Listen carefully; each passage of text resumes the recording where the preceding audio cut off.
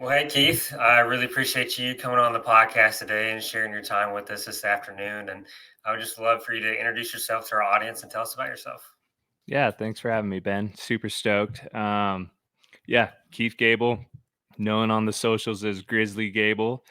Um, where to start? I am a below the knee amputee. Been an amputee for almost 20 years. Lost my leg in 2005 due to an industrial accident, and was part of the original push to get Paralympic snowboarding into the Paralympics. And so that's really kind of where I've made my name, keynote speaker, motivational speaker, that kind of thing. But yeah, big snowboarder, extreme sports enthusiast and activist in the sense of everyone should have an opportunity to have recovery through sports.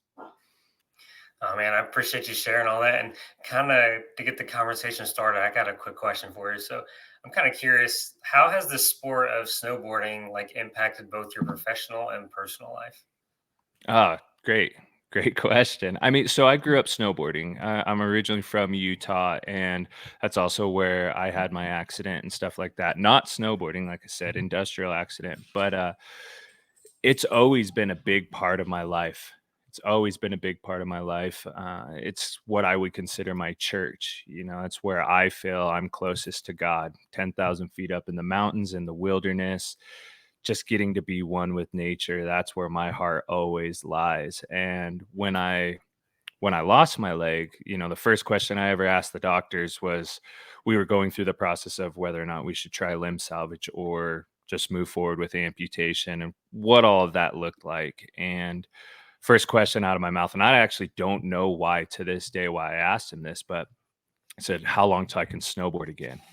And my doctor looked at me kind of funny and he's like, well, if we try to save it, if ever, you know, you're looking at 10 plus years. And in my head, I'm hearing if ever, if ever, if ever. And this is like the thing I love to do more than anything.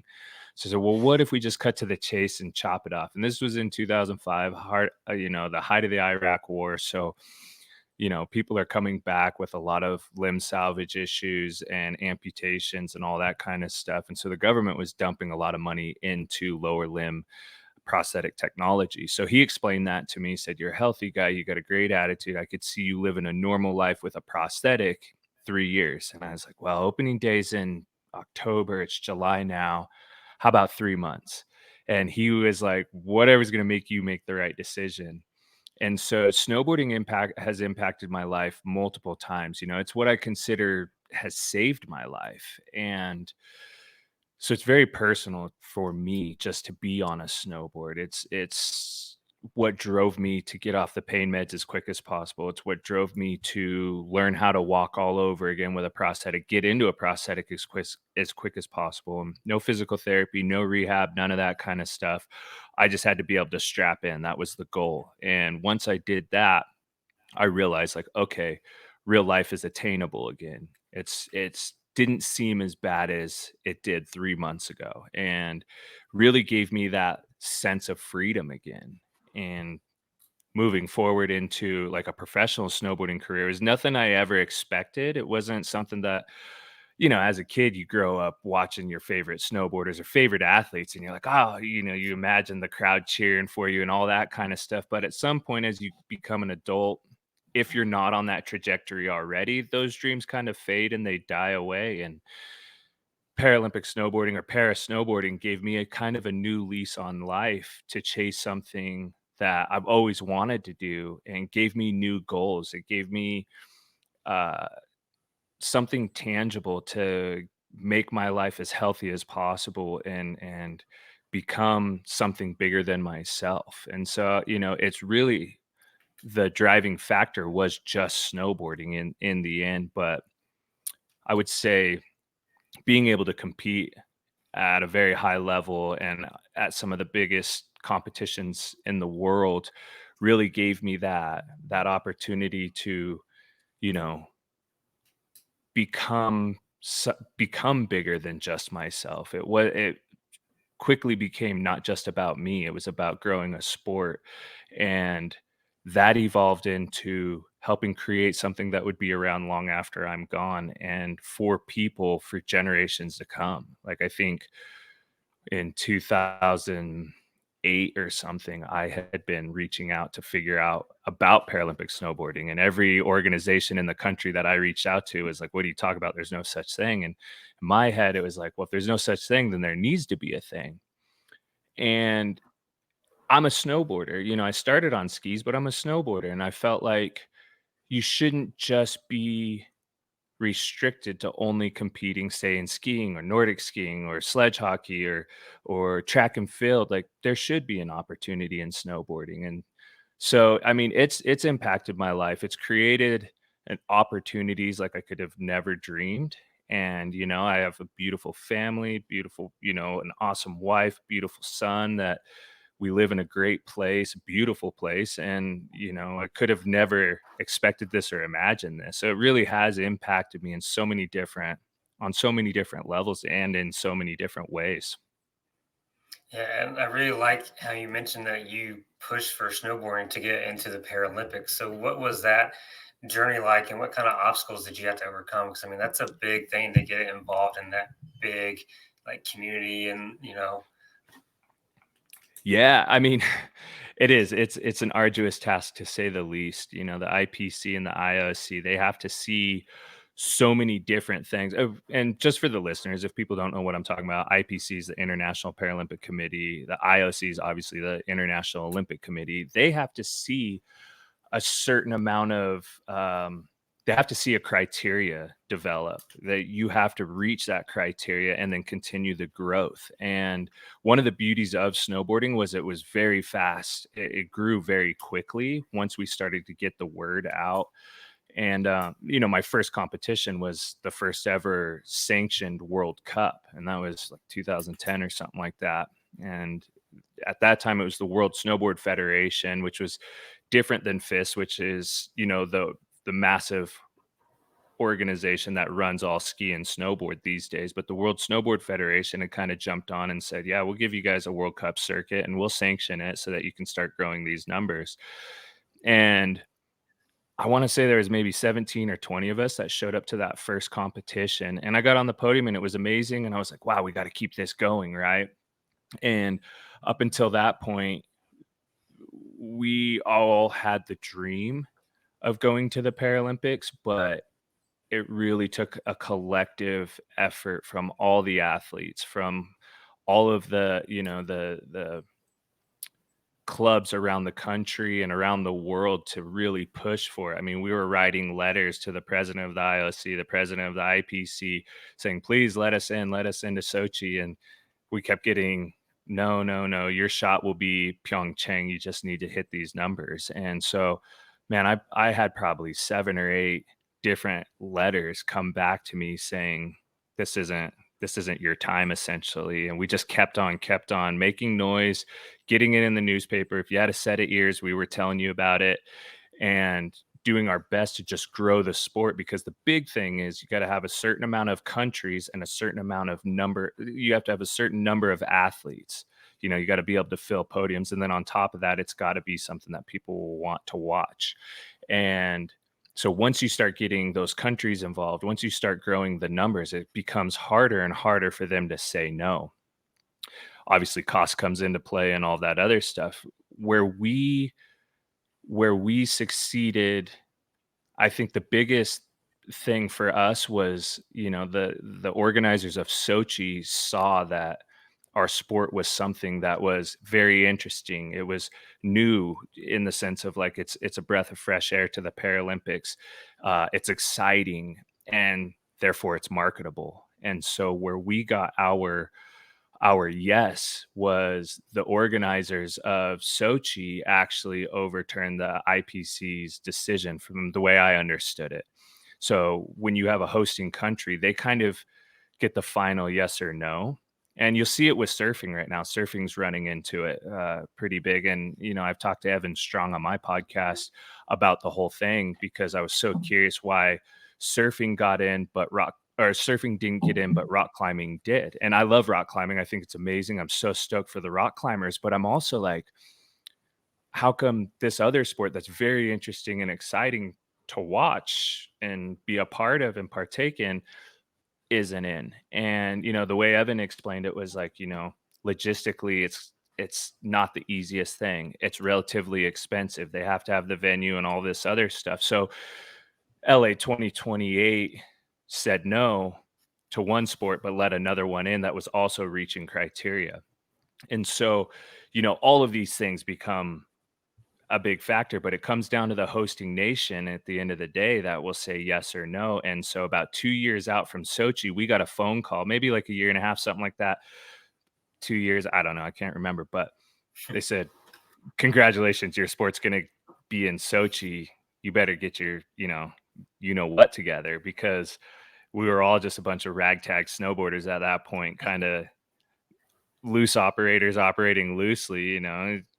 It is what it is. We're snowboarders at the end of the day. So, not to say we weren't athletes, but that was my cue to say, okay, like, time to get it together. And if, I didn't know what to do, I just knew I had to get in the best shape of my life. And so I looked at a lot of other athletes, especially able bodied athletes.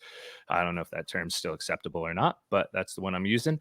Um, especially those athletes, and just seeing what they do, watching their videos, getting any sort of information on what their training regimens look like and all of that. And my thought was like, if nothing else, just look like an athlete, look like a real athlete, and I shaved about 70 pounds in about 3 or 4 months and really just started taking nutrition. Nutrition was one of my biggest changes. I used to drink and that kind of stuff. So I cut back on the booze and beer. I started eating a lot healthier. About that time, I found out I had celiac, so that helped. And then I was going to the gym 2 hours in the morning, go to work, get off of work, go back to the gym for another 2 hours and just train my tail off. And,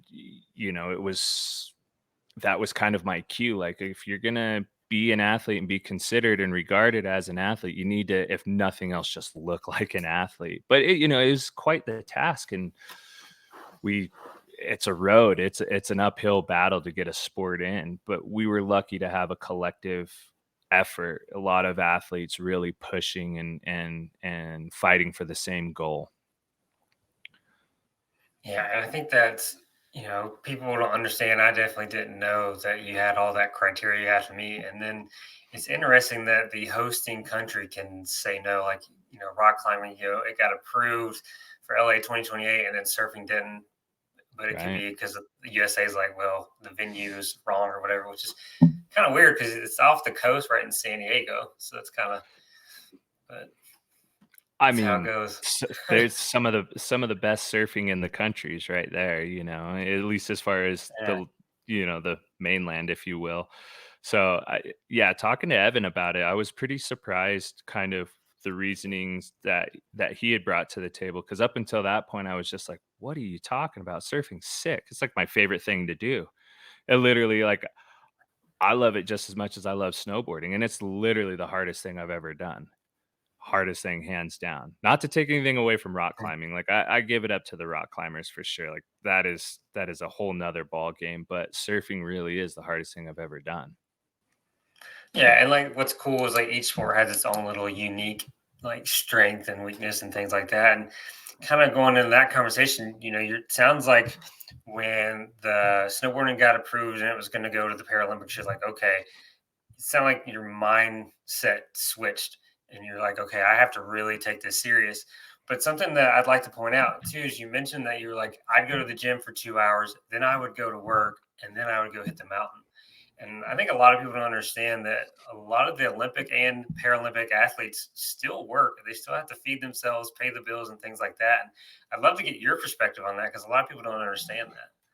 Well, so, okay, I think it's really important to point out it's not that way around the world. It is that way specifically in the United States because, our program, uh, the U.S. Olympic and Paralympic Committee is not government funded. And so that's something that you always have to understand. Those countries that have the government funding, yeah, they're all fighting for the same piece of pie also, but there's a certain amount of money that's allocated from the government to create their programs, whereas we're privately funded, so that we strictly rely on donations and sponsorships, whether it's USOPC or whether it's, the athlete themselves. And if you're an athlete that for some reason doesn't quite get the media coverage or quite isn't as well known as other athletes, you might not get that funding. And even if you do, it might not be the same for a Paralympian as it is for an Olympian. I would say on average, when it comes to sponsorships, we generally get paid about a third of what an Olympian would get paid for the same sponsorship. Not always, sometimes it's equal across the board, but a lot of the times it is exponentially less. And um, so you still have bills, you still have to pay for training, you still have to pay for food, you still have to pay for travel sometimes depending on what your national governing body's funding looks like. So it can be it can be a task for sure. And you're taught to treat it like a full-time job, but a lot of times we don't get a full-time job pay, and so you've got to supplement that income somehow, whatever that looks like for you. And everyone has a different background, everyone has a different, strategy, if you will. I was doing road construction at that time, and I was a heavy machinery operator when I lost my leg, so I had that skill, and so I was doing road construction in the summers to pay for my winters, and then luckily I was able to actually go back to the drilling company that I worked for when I lost my leg. They always had kind of an open door policy, and I was able to do that for 2 summers. And the second summer, about fall came around. It was about fall time. I want to say it was like about this time, maybe October, something like that. And called me in the office. Let me go back a little bit. My original, like the plan for me with that company when I got hurt was I was essentially being groomed to take it over someday. I was the guy that they had planned to pass the keys to the kingdom, so to speak. And so when I got hurt, I was kind of forced into this like early retirement thing where I couldn't do it anymore, physically couldn't do the job. They said, "If you ever wanna come back, we've got a spot for you." So what I was doing was I was working in the summer to pay for my winters, but that doesn't really work for them, and so they called me into the office and said, "Hey, we need you to make a decision." This is 2011, 2012, something, I think 2012, and maybe 2013. I really can't remember. But, they said, "We need you to make a decision. Either you full on chase this dream or you chase this career." Sorry, dog's barking. It's okay. And they said, I asked them, I said, "Hey, can I just have the weekend to think about it?" And they said, "Absolutely." Monday comes in. I said, "All right, let's go talk." And I said, "You guys are right. I got to put my big boy pants on, and I'm going to make the decision to chase the dream." And they said, "Okay, we totally respect it." I asked us to finish out the fall because I needed that money to pay for my winter, and they let me. And then that following spring, they closed the doors to the company completely. So they didn't really they didn't have anyone that they could, I guess, entrust with it or wanted to take the company over. So, and old man died shortly after due to cancer and stuff like that. And this was all known. Like we knew he wasn't in the best health. But yeah, you're constantly figuring out a way to hustle. You're trying to just make ends meet most of the time as an athlete. Um, unless you're playing NFL or MLB or something like that. Like at our at our level, Olympic and Paralympic, you're always figuring out a way to just make ends meet and hope that come the end of the season, that bank account isn't too far in the negative or just slightly in the positive. A lot of us, it's expensive. It is really expensive. So it is a misconception when someone says, "Oh, I'm a pro snowboarder, I'm a pro track and field athlete," or something like that. I don't know if that's the right term for those guys and gals, but it is a misconception that you're getting paid buku bucks. Really, it's an ongoing battle constantly for all of us at the Olympic and Paralympic level. And I would say Paralympians don't do any less work. Half the time, we've got to work that much harder just to be able to do what we need to do at the highest level. And I think a lot of people misconceive that a little bit because of any number of reasons. They see the restrictions we have physically and they're like, "Oh, well, they don't train as hard or something like that." But it's quite the opposite in my opinion. And not to say that Olympians don't train. Obviously they do. They train their butts off, but when you're dealing with physical limitations, you've got to figure out a way to do that as hard, if not harder, and do it in a way that you're not going to, destroy your stump or something like that. Yeah, I really appreciate you kind of clarifying that, right? Because I didn't even understand. Like, it makes sense when you put it that the other countries like have the governing body that like fund that, and then in the USA we don't have that. Because I spoke to a Canadian climber, and it's kind of roughly the same way for them. Like, they don't really have a lot of government funding, or if they do, it's very minimal. And Right. that's something I've realized too, talking to some other physical therapists, that like they actually go and volunteer at the Olympic Center, which I think is really cool. Um, Yeah. but if you want to go down the road, or would like to talk about it, kind of the disparity of pay, because I think that's something that a lot of people we could discuss that a little bit, and then at the same time turn it back around and talk about the training, right? Because you mentioned the physical limitation that some of the people have with their adaptation. You guys are training just as hard, if not harder, than Olympic athletes. And yes, athletes all over the world are training hard. We can't deny that.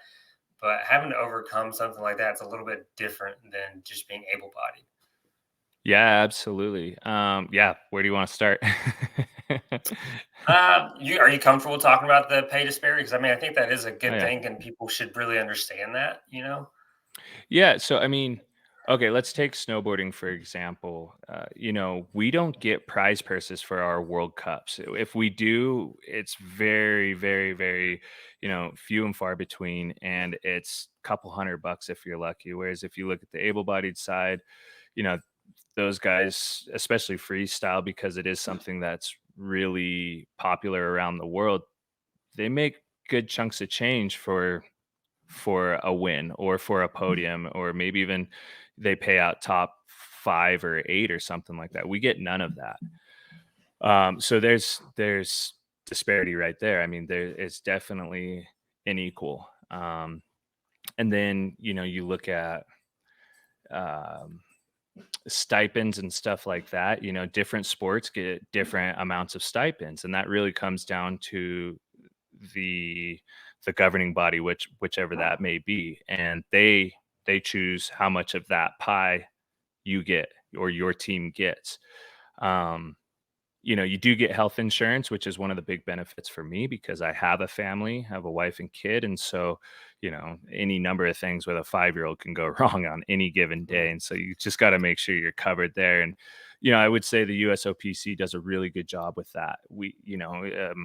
They make sure that you have health insurance, or at least the option. If you have it elsewhere, you can double down on your insurance and get it through them as well, or you can opt out kind of deal. It's always a tough conversation because I know a lot of people don't like having the conversation about money, and I get it.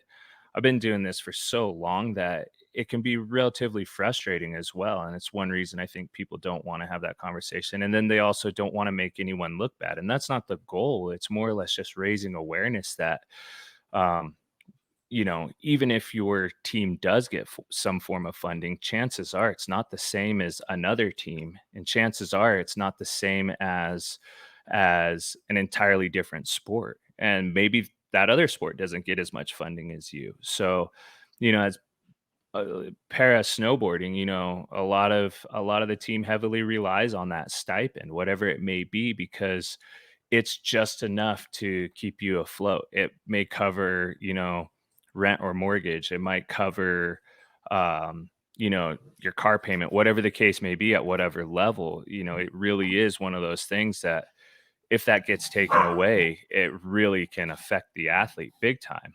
And that's the last thing any of us should be worried about is money, especially in my sport, say skiing as well, regardless if you're a racer, freestyle, or any of that. Like what we do is extremely dangerous. And we all know that. There's a reason why it's an extreme sport. You can die. It's that simple. You can die doing what we do on any given day. And you're putting your body on the line every time you get in those start gates. any number of things can go wrong, especially in border cross, because you're racing 3 other people down a gnarly course. And if you're not precise and your mind isn't there, you're thinking about, oh, I've got to perform today or I lose my money, my funding, whatever the case may be. That's just added pressure that you don't need when you're standing there trying to, you're about to pull out of a gate against 3 other folks. And so, um, it is a tough conversation. It really is. And a lot of people won't talk about it and they just pretend like everything's all good till you get into private conversations with people and you realize how hard they have it or how hard you have it, kind of deal. And I think it is something that we need to be aware of as a country, as athletes, as the national governing bodies, as the USOPC. I think Team USA, everyone should be aware of it because nobody should be in the poverty level and then wearing the American flag on their jersey. You just shouldn't. Like what you do is something of pride, and it shouldn't be all about money, but money makes the world go around and it makes it so that you can do it. And if I hate the fact that money plays such a big factor, and because I guess I should say not and, but because I've seen sports lose so much talent just because the athlete can't afford to do it anymore. They have to choose. Do I chase this dream and hope that I can come out on top financially? Or do I fall back on, my previous career or my education and try to create something there? And a lot of athletes will go that route. They'll give up on their dream because they actually can't afford to do it. And so like I said, it's just a tough conversation, and the goal isn't to make anyone look bad. Again, the goal is just to raise awareness. Like we need sponsors. We need people that'll step up and say, "Hey, we'll help you chase this dream. We will support it because we see what you're doing and we understand the struggle." But without talking about it, you can never understand what the struggle really is. And if you don't get paid the same as your able-bodied counterparts, it's just kind of a slap in the face as an athlete. It really is, and I don't mean to take that tone, but it can be frustrating. Yeah, like you said, it's frustrating, right? And you're not like down talking to anybody or anything like that. We're just having that uncomfortable conversation that a lot of people unfortunately don't want to have because in today's society, it's like you avoid those conversations, but those are the greatest conversations, and that's how you get change, and that's how you raise awareness for, which is exactly what we're doing right now. Yeah, absolutely. And again, my goal isn't to make anyone look bad. My goal is just to help raise awareness because again, it's an uncomfortable topic that nobody really wants to have the conversation of ever, And we're lucky. We get a little bit of funding, your travel's paid for, you get health insurance, that kind of stuff. We do get a very small stipend these days, and then we have an organization called Adaptive Spirit that provides grants for skiing and snowboarding on the adaptive side that actually, provides us with extra funding to go towards whatever you need for this season. And they've actually bumped the number up this year a little bit, which has is big because our stipends have gone down exponentially. So it's one of those things that like we heavily rely on because if we don't get that funding, now that comes out of your training time. If you're supposed to be in the gym 2 to 4 hours a day and on the mountain for 2 to 6 hours a day or whatever the case may be, whatever your training regimen looks like, but you got to go work in a ski tune shop just to make ends meet, like it doesn't work. It doesn't work. And like I said, we do lose athletes just strictly due to funding, and that kills me because I want to be the best in the world. But I'll never ever be able to say that under this circumstance because you never know who opted out that could have been the best in the world. You know what I'm saying? Does that make sense? Yeah, and I appreciate you kind of bringing that perspective up, right? Because there's, like you said, there's a lot of great talent of people that could have gone on and do stuff, but financially, it's just they had to make a decision, and sometimes it's hard to make that leap. You made that leap to chase your dreams, but sometimes they're like, oh, that's a big chance. I can't do that. So they have to go and get their education or, pay the bills, which is it's just unfortunate. Yeah, and I'd say, Team USA does a really good job on the education side. Hats off to them because they do provide funding and education opportunities for athletes as a whole. They give you a chance to get like, essentially education scholarships, and so that you can get, business degree or whatever you want, MBA, associates, bachelors, you can go for your masters, and they provide the funding for a lot of that. So there is certain things that are allocated directly to athletes that helps them pursue life after career or pursue a career during their sporting career. So it's not like all terrible. It's just the actual money in pocket. It's minimal to say the least. Yeah, and I appreciate you kind of raising awareness, and we're talking about the financial stuff. But something I'd like to dig into is, not only are you an athlete, but you're also a coach, and that's something I'd like to explore and kind of talk about because I think it really parallels this conversation because that's probably conversations you're having with your athletes as well. I'm sure. Yeah, I mean, I absolutely love coaching. It's such a cup filler, you know? It's one of those things that you could be having a bad day and your legs hurting or personal stuff or snow's terrible. You get out there and you see the kids training or the adults training, whoever you're coaching, and you see them start to get these little pieces that you've been really trying to just like help them understand and help them put in place. And you start to see them all of a sudden things just start to click and you're like, wow, this is awesome. This is sick. They're finally getting it. And you do have to have the conversations. Like some of I coach able-bodied kids right now, and a lot of these kids have massive talent, and it's so crazy to see where they start at the beginning of the season and where they end. It's always growth, right? Sometimes you do have to have these conversations with them, like, what are your goals? That's one of the things I love talking to all my athletes about, regardless of if it's, adaptive or otherwise, able-bodied or otherwise. I want to know what their goals are. I want to know how serious they are about chasing this. And some of them just want to get better so they can ride anything any given day with their friends. And that's awesome. That's sick. I love that. And then other people are like, I want to be the best in the world. And so you start to gauge kind of each athlete and how much effort they're able to put in, how much effort they're willing to put in, and overall like just what encompasses their desire, their drive, their goals, and how to get them there. And it's a fun thing because I've been there. I've done it all at this point. You get to be a part of that just a little bit, you get to be a part of that process and see where they go. But, you know, if I'm being honest, like my sport is a niche sport. It's generally reserved for people who have some financial income and that kind of stuff. And it can be a struggle for everyone. We just to get to the mountain, fuel costs, right? Or, if it's a young adult child, something like that, that doesn't necessarily have a car yet or driver's license, then it's mom and dad have to get them there. So you're relying on these outside influences to make sure that their kid is on the right path for the right goals.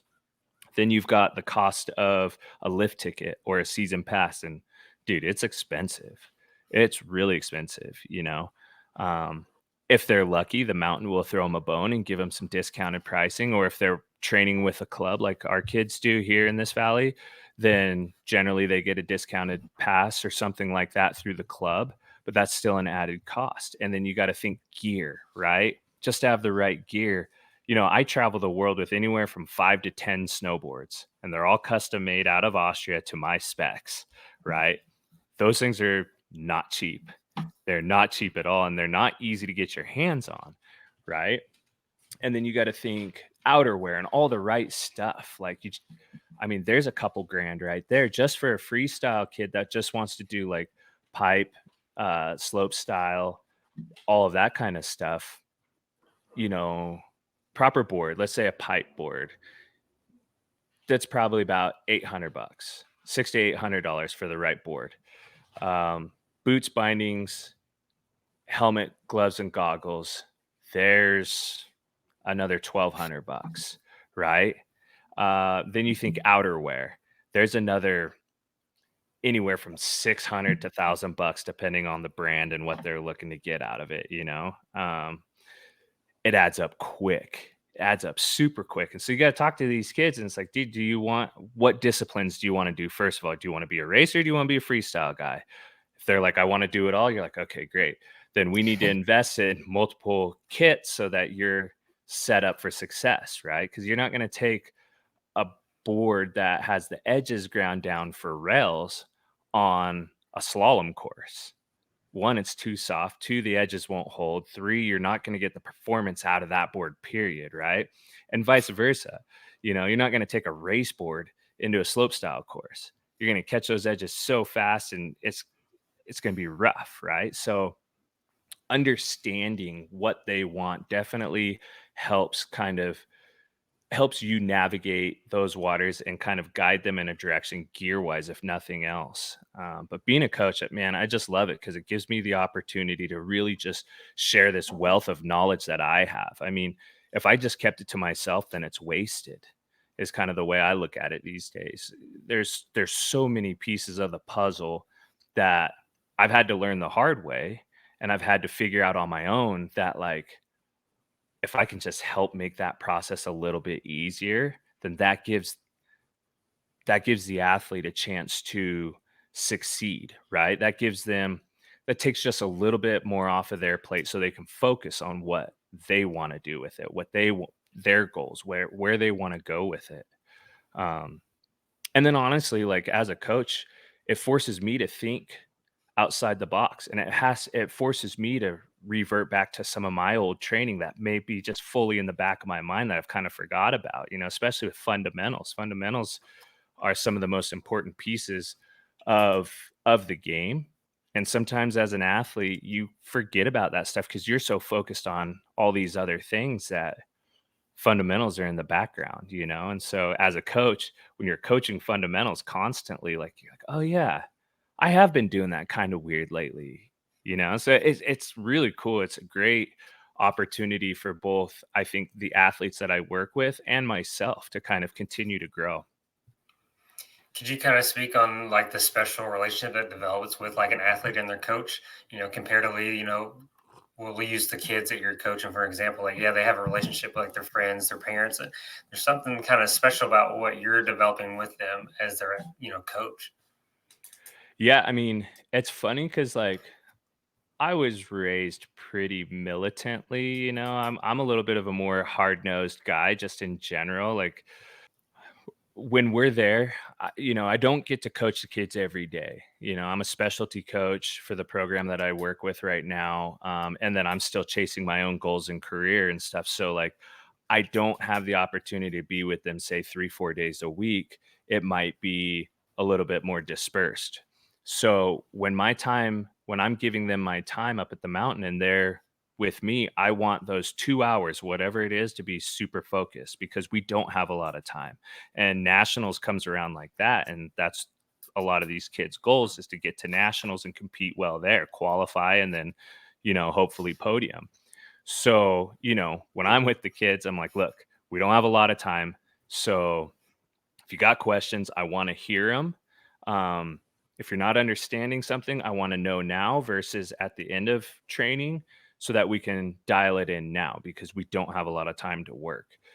And then there's other coaches that are a bit more loosey goosey and just want to have a good time with the kids. And I think that's really important too because snowboarding is fun. It shouldn't just be drilling all the time. So it creates an awesome dynamic that I think the kids last year having a bit of a quote unquote pedigree in the sport, like it brings something to the table where they're like, okay, this guy wants us to do these things for 2 hours and it might not be our favorite thing to do, but he understands why, you know. But at the same time as a coach, you wear so many hats. You're not just someone that drills the kids. Like that's BS in my opinion, you know. You have to, create that relationship with them and be a bit of their friend as well. Sometimes you're a confidant, sometimes, you're a sports psychologist. There's so many pieces to any high performance athlete that to get them on the podium on any given day, you need to know how to navigate those waters and do it in a way where they feel safe working with you. You're not mom and dad. I'm not here to hold your hand, but I am here to help you in any way I can. And I want my athletes to be better humans off the snow than they were yesterday. To me, that's one of the biggest things, especially with the younger generation. I want to see them grow as humans. I want to see them be good citizens. I want them to work well with each other, be respectful to adults, take care of the mountain, appreciate your environment. Um, and so that's one of my big goals. And that was something that was kind of passed along to me by one of my mentors and previous coaches is like, look, dude, I just want you to be a better person. If we can make you a better person, then we can make you a better snowboarder always. But if you've got those walls up and roadblocks, like, we can't dial you in. And so you play this funny game of like mental preparation as well as physical preparation, as well as, dynamic and fundamental preparation to get these kids to be able to compete on the biggest day, whatever that may be. Generally speaking, it's qualifying qualifiers and nationals. But you got to do it in a way that they're comfortable working with you. If you're just a total dick the whole time, like they're not going to listen to you. They're going to put up their, because everyone's a little bit different. And some kids like a little bit more of a hard-nosed approach. Other kids are like, I don't like feeling that way. And then so they become guarded and then they're not listening to you. They fully shut down. And so it's a fine line of kind of walking that rope with them and just helping them understand that, like, I care about each and every one of you more than I'm ever going to tell you straight up. But also, like, we got to get better. And I don't believe in participation trophies. Sorry, but I just don't. Like, that's not my way. I wasn't raised that way. I believe like those who win earned it. Those who didn't, try again. Try harder next time. Figure out where you made the mistake or where things went wrong and how can we fix that. And that's kind of my approach is like day in and day out, we're all going to make mistakes. Sometimes it's one little mistake that adds up down the road, especially if they're running gates or something. You mess up on gate 3, you're not going to really see where it screwed you up until about gate 6 or something like that, right? Because it just starts to add up very quickly. It's a snowball effect. So if you mess up on gate 3, you need to get it back that like that. Otherwise, gate 6, you're going to blow it. You're either going to shoot out of the course or you're going to miss it completely, kind of deal, or you're going to crash. So it's a cool relationship that I've had with the kids. It was great at the end of the season after nationals was over last year. I started getting all these cards, these little handwritten cards from the kids thanking me. And you never know, you really never know, because all the personalities are different and you're navigating their waters with them as well. Bad day at school, whatever's going on in their own personal lives. And so you never know if you've actually truly made an impact. But then when you start getting these little handwritten cards from them and seeing what really resonated with them and impacted them in a positive manner, you're like, damn, dude, this is sick.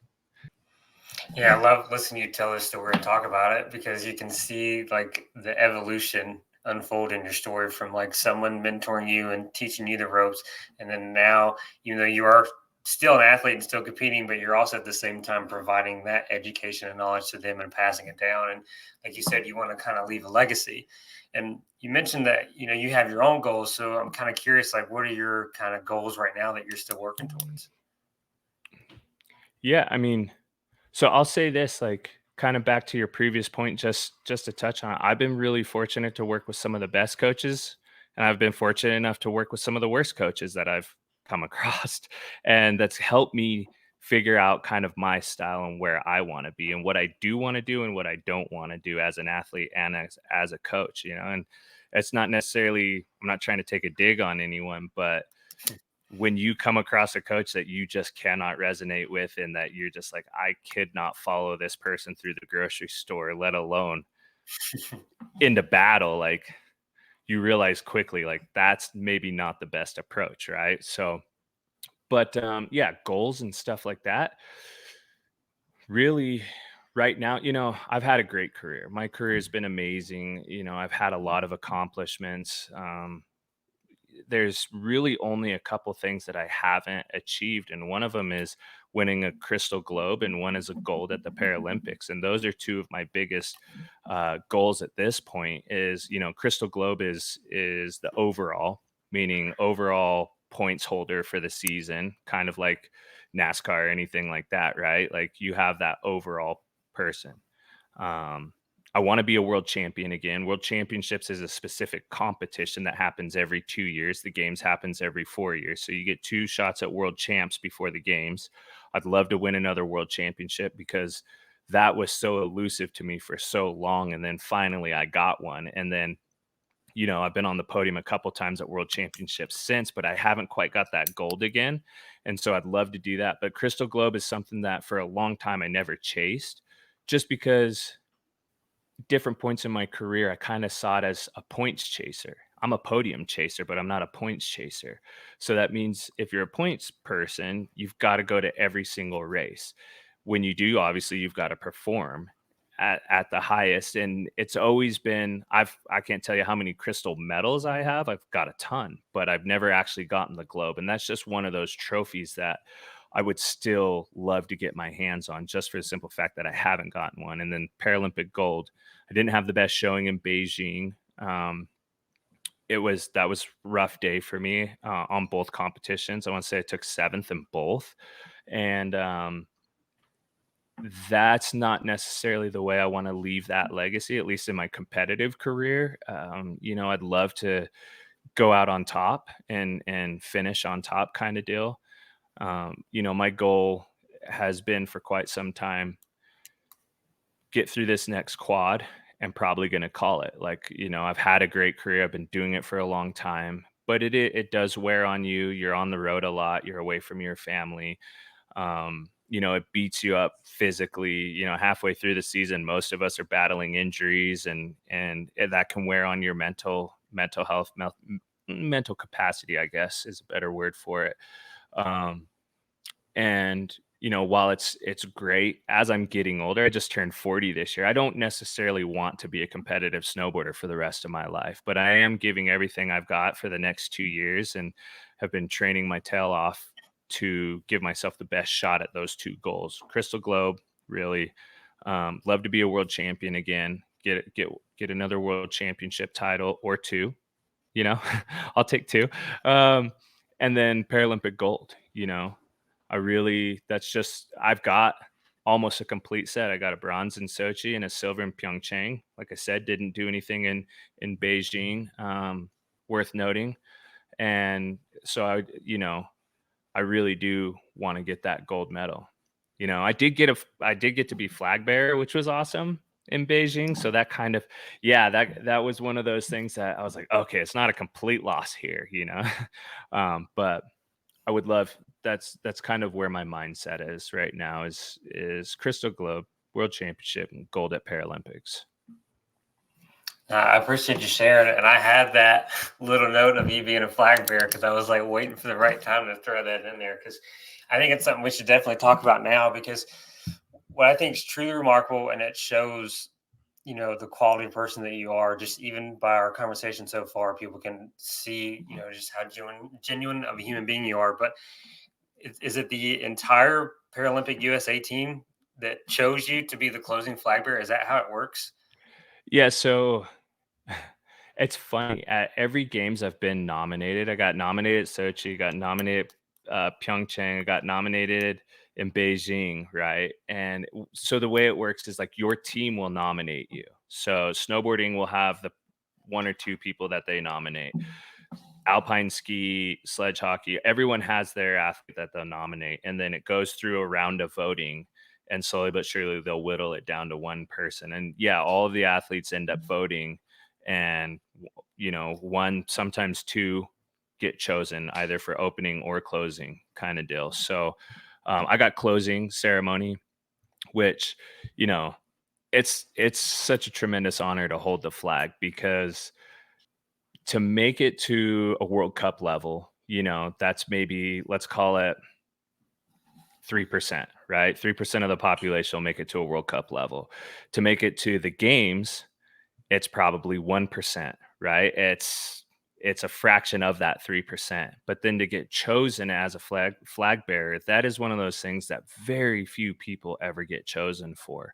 And so it now goes down to like that 0.1%. And it's such a tremendous honor that someone or a group of people collectively can see what you've done for your sport and see, it reassures you that what you've done throughout the years is something that is admirable and that people actually respect what you've done. It's never an easy task to be on a team with your fellow competitors. Some of my biggest competition in the world is on my team, and to be able to just be a cog in the wheel that works properly with those folks. And it's not always sunshine and rainbows. We all have different personalities and we all have our own stuff going on. But to know that like we have that tight knit group, and it's like running around the world with your family at the end of the day. Um, to know that like you've advocated for your sport and other sports and equality in sport, and that's been seen by everybody, it's one of those things that I still to this day try to put in words, but just makes you feel good about what you've done. Yeah, Plus like you holding said, Old Glory's sick. I Go bet. ahead, What was it sorry. like? What was it like that day just to carry that flag out onto that field? So we were in a stadium. Dude, it was a trip. I'm not gonna lie. Like, so I can't remember if it was that morning or the day before closing ceremonies, but we were done competing. And so like I was like, yo, I'm gonna sleep in. Why wouldn't I? We've been getting up at 4 and 5 in the morning to get to the venue, train, compete, whatever the case may be. And I was like, I'm gonna sleep in, probably gonna miss breakfast, totally cool with it. And then we all get pinged first thing in the morning or late that night and was like, hey, we're gonna have a team meeting, it's like 8 in the morning or something like that. And I'm like, are you kidding me? Can we just sleep? Like, let me sleep. Um, I'm not the biggest morning person, though. I'm working on that. And I don't sleep great anyway. So I was like, "Ah, okay, whatever, I think I was the last person to the meeting, if I'm being honest. Like I woke up a hair late, dragging my tail out of bed, no coffee, get down, we're all outside, the whole team's outside, and they're going over a bunch of stuff, logistics and stuff like that. And then Mike Schultz was kind of standing in the background. I didn't notice he had a flag folded up like behind his back because Mike Schultz was a flag bearer as well as my teammate. And he's like, yeah, we have one more piece of, one more order of business kind of thing. And then that's when they told me.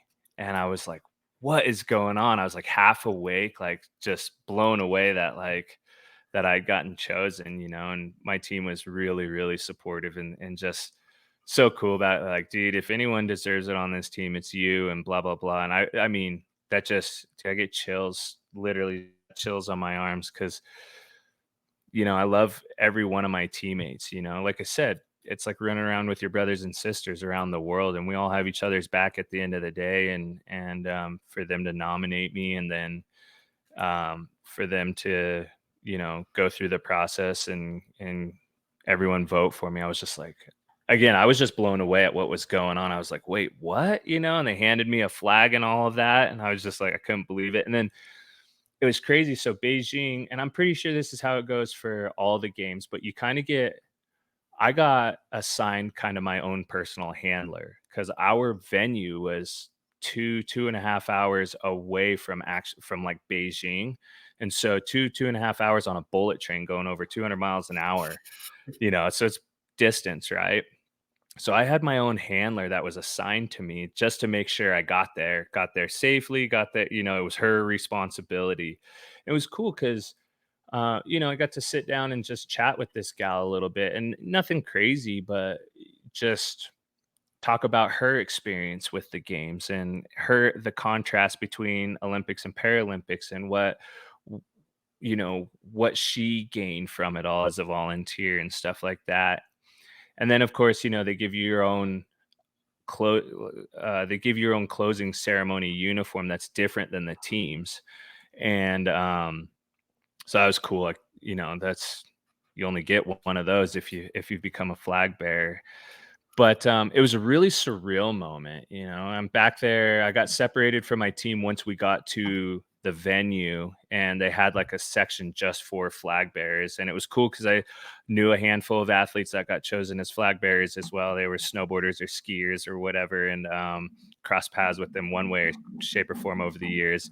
And, we're just all stoked and BSing and trading pins and that kinda stuff, and some interviews and whatnot from the media, and then it was just go time. They line you up, put you in a tunnel, and you're holding this big old flag. And it was interesting when the it was interesting when they did their national anthem, because every person in that tunnel that was of that nation stood at attention and sang their national anthem. And it's just something that you don't really see in the States anymore. And it was one of those moments where I was like, I'm the one guy holding an American flag in that tunnel. It was interesting feeling for sure.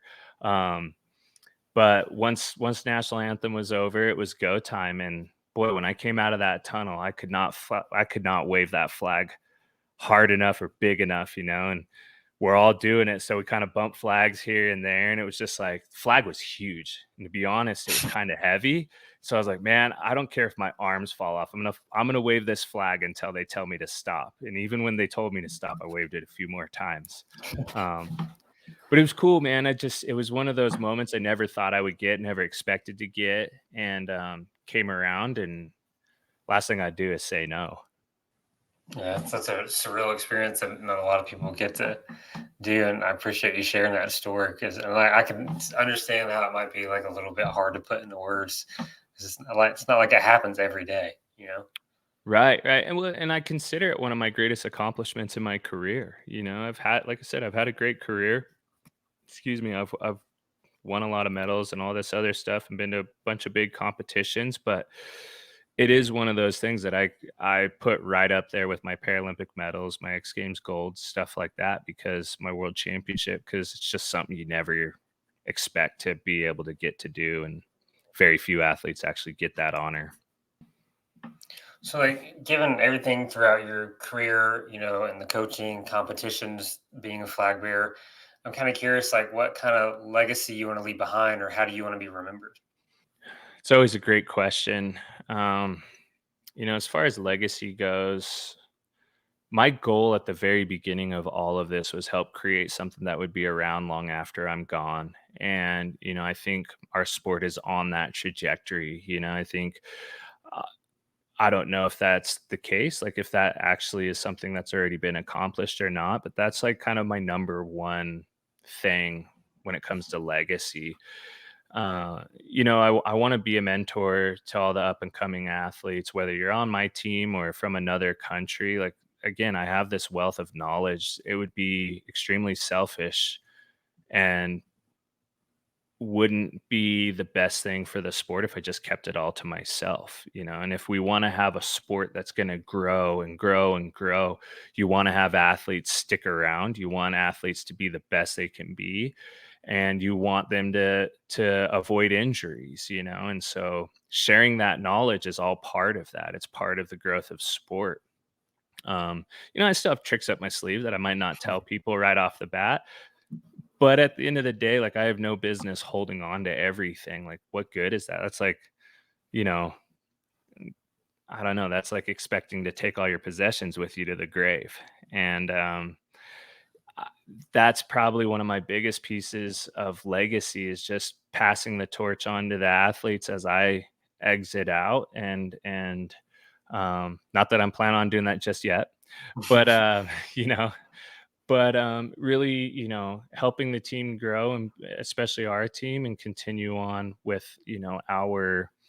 our goals as a team, and I guess citizenship, if you will, of our team, being someone that people can turn to on a bad day or a rough night, personal matters, whatever the case may be. And just be that guy who's been there already. So, you know, how can I help kind of deal, and helping them understand that it's all part of the process. Legacy isn't, I always say, like, legacy isn't your watch. It's not your car. It's not your house. It's not the vacations you take. It's how people remember you within your sport. Can't say I'm always like happy go lucky guy at the top of the course. I deal with my own stuff, right? But people are going to remember how you interacted with them and how you either chose to help them or not. And it's what you do with your position within your sport, or what you do with the knowledge that you have. That's what creates legacy. It's not every podium on the planet being gold. It's not, having the dopest setups. It's not any of that stuff. It's what you do with what you've got to help others, I guess. Sorry, I don't remember the second part of the question. No, you're good. And I was just going to say something. One of my mentors told me, it was a couple of weeks ago, we were talking, and it was like significance over success, roughly speaking. It was more like, what Yeah. significant things have you done? And I think, the way you explained it, that's kind of where my head has been going as I navigate this new, school, this podcast, things like that, is what significance can I leave behind? And so, Yeah, well, I mean, with our team, especially, like I said, some of my biggest competition is on my team. Got a room with them, and they've got a room with me, and um, we train together, and we do help each other. Especially when we're training, we talk about it. We'll run packs. Some people, myself included, will sit behind the pack, or take the lead in a pack so others can study, or you can study what they're doing, and then you give your teammate feedback. So something I'm always thinking about is cooperation over competition. Like, we got to cooperate to be competitive, and we have one of the most dominant teams on the planet, if not the most dominant team on the planet. We have to operate like a well-oiled machine and help each other stay in our positions, and or grow into a higher position in order to keep that collective goal of being the best in the world. yeah, and I think that's a great explanation. And I think that's the beauty of like athletic communities, right? And I can't speak for conventional sports because I really don't partake, but like the climbing community, and you can speak for the snowboarding community, is just you have that fierce competition, but at the same time, the same people that are rooting you on are your teammates that are also trying to beat you. And I think that's the beauty of it. Yeah, and I mean, man, when we cross the finish line, like, I love snowboarding so much in the competitive capacity, because it is a tight knit group around the world. I'm I would consider a lot of my really good friends are from other countries, and are some of my biggest competitors. And yeah, you high five in the start gate, you battle it out to the finish line. Once you cross the finish line, the race is over. And, like, yes, of course you want to win, or you want to advance, or you want to do well, but you're genuinely stoked for whoever's moving on. And once that podium is set and we're celebrating the podium, you show up to the podium, and you cheer as loud as you can for those people, because one, you know what it took to get there that day, but two, like, you're genuinely happy that this person did so well. And you can only hope that everyone's genuinely happy that you did well. I can't tell you how many times I crossed the finish line last season, because I am getting older, and getting hugs from the other athletes, and they're like, you're too old to be on the podium. And I'm like, guess not, haha, and I just run off. But we have that, like, I guess, respect and relationship with each other, that we can kind of bust chops but still be stoked. And it's just all love at the end of the day once you cross that finish line. It's like a big, loving, accepting family, basically. 100%. I mean, we all know what we're doing. And let's speak for snowboarding again. It's a dangerous sport. It is a tight knit community, just as a whole. Like, snowboarding is its own thing. It's its own world, essentially. But then you squeeze that down into the adaptive juice, right? And it becomes that much smaller of a cup. And it would be rough if we were all at each other's throat and hated each other, and the only thing we could truly think about is just how to destroy the competition. Not that there's not people out there that don't think that way, I guess, but I mean, we still go out, for drinks or whatever, or meals together and stuff like that, and just celebrate. It is very tight knit community, especially once you get into the adaptive world. Yeah. Well, Keith, man, I appreciate your time and all your insights today and just sharing about your journey. It's been incredible just listening to you talk. Everything from, the industrial accident to being a flag bearer at the Paralympics. It's amazing. So I Yeah, thanks, appreciate you Ben. I sharing your appreciate story. it, man. Appreciate it. Yeah, I man. love And I love meeting another fellow podcaster, getting to chit chat and, share some stories if nothing else. yeah, man, it's been great. And people can, like you said, find you on Instagram. And you said your handle, which was Grizzle. Is it Grizzly Gable? Is that what it was? Yes, yeah. So one of the best ways to follow along is Instagram. Handle is Grizzly Gable, Grizzly Gable, like label, not table. So Gabel. Um, Twitter, I want to say, or X or whatever it's called, is I think Keith Gable. Maybe it's Grizzly Gable. You'll find me on there. Have my own podcast, Thrash Talk Podcast. Um, you know, that's a great spot for just listening to journeys of myself and other folks. Um, yeah, LinkedIn, Keith Gable, Facebook, same deal, Keith Gable and Grizzly Gable. Although avoid my athlete page right now; it just got hacked, so I'm trying to tread those waters. So, yeah, Instagram, X. I'm kind of all over the place. Thrash Talk Podcast. Yeah, man, doing the Yeah, thing. dude. Give us a little synopsis of your podcast because it's really interesting. I know we were talking about it before we really did the recording. Sure. So myself and one other guy, one of my good buddies, we host it, and our whole thing is kind of the premise of ordinary conversations with extraordinary people, and generally in the extreme sports world, whether they're pro skaters, pro snowboarders, skiers, mountain bike, skydiving, whatever. If it's an extreme sport and you're an extraordinary person that's made waves one way or the other, we want to chat with you. So ordinary conversations with extraordinary people, Thrash Talk Podcast. It's been fun. We've had some great guests so far, and my whole thing is just figuring out what makes people tick. So it's been fun. It's really good. It's work in progress. It's a just a passion project, really. You know. Yeah, that's kind of what this is right now. So I'm right there with you. So it's awesome. I can watch your journey and you can watch mine. I really appreciate it. Yeah, man. I'll be following along. I can't wait for the next episode too. You got some good Awesome. guests. I've been stoked. I've been stoked. You're Uh, crushing it. Appreciate it, man.